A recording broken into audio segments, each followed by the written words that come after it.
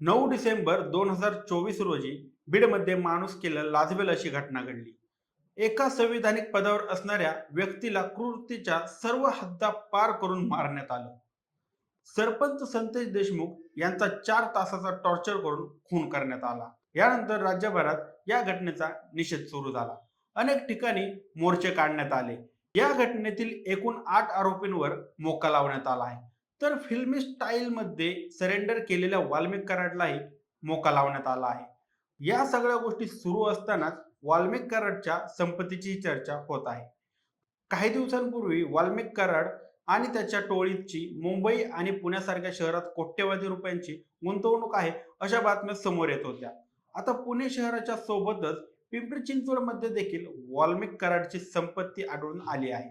ही संपत्ती कुठे, किती कोटींची, या सगळ्या गोष्टी जाणून घेऊया या व्हिडिओच्या माध्यमातून. नमस्कार, मी सनी आणि तुम्ही पाहताय दैनिक राज्य लोकतंत्र. संतोष देशमुख हत्या प्रकरणी मंगळवारी 14 जानेवारी 2025 रोजी वाल्मिक कराडला मोका लावण्यात आला. पण हा मोका कोणत्या प्रकरणात लावला आहे हे अद्याप स्पष्ट झालेलं नाही.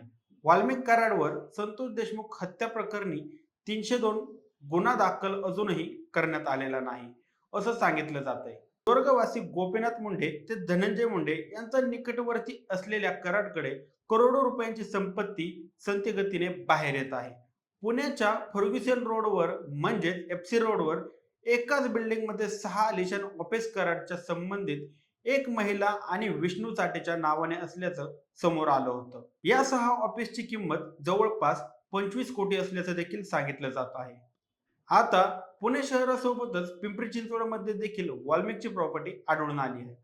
काळेवाडी फाट्यालगत असणारी उच्चभ्रू पार्क स्ट्रीट सोसायटीच्या पार्क आयव्हरी इमारतीच्या एच बिल्डिंग मध्ये 6व्या मजल्यावर 601 नंबरचा फ्लॅट वाल्मिक बाबूराव कराड आणि त्याची पत्नी मंजली वाल्मिक कराड यांच्या नावाने आहे.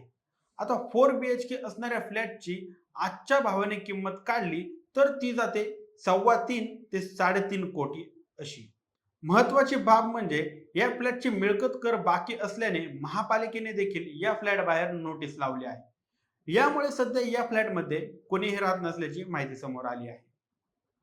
एक घरकाम करणारा पोऱ्या ज्यावर अनेक खंडणीचे गुन्हे दाखल आहेत, त्याने याच खंडणीतून आणि गैरमार्गाने कमवलेला पैसा अशा मोठ्या शहरात गुंतवलेला सातत्याने आढळून येत आहे.